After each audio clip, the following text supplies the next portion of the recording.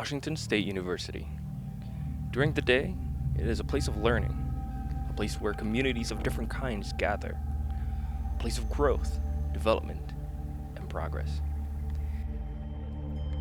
Yet, darkness loomed the halls during the night. I was walking back home from work one night when I heard footsteps, like they were following me.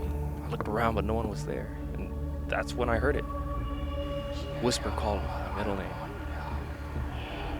What goes on campus when the lights go out? Am I the only one who experienced this? I went to see the editor of Washington State University magazine for some answers. Some of these buildings that are around WSU, they're pretty old and kind of spooky.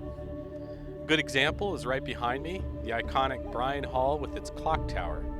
It's named after one of the first presidents of WSU, Enoch A. Bryan. Enoch A. Bryan devoted his life to WSU and supposedly still sticks around.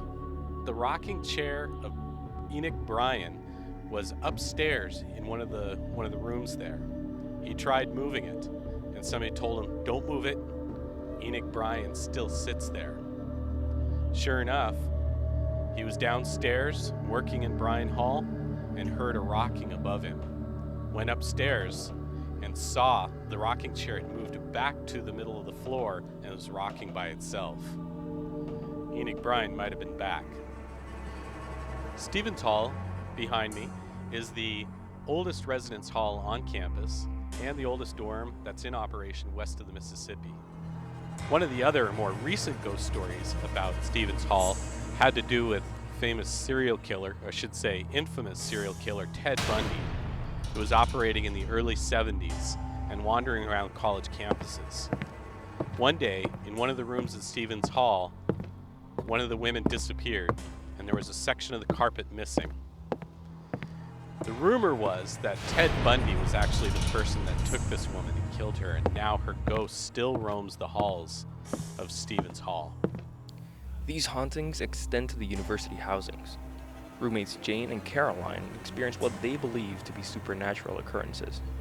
Everything started getting really different about 6 months ago. I was experiencing several really bad nightmares, and one night I had this night terror where I woke up and experienced sleep paralysis, and I could see figures walking across the TV and the windows, and I could feel I could just feel a presence in the room with me, and it was really freaking me out, but I tried not to think anything of it.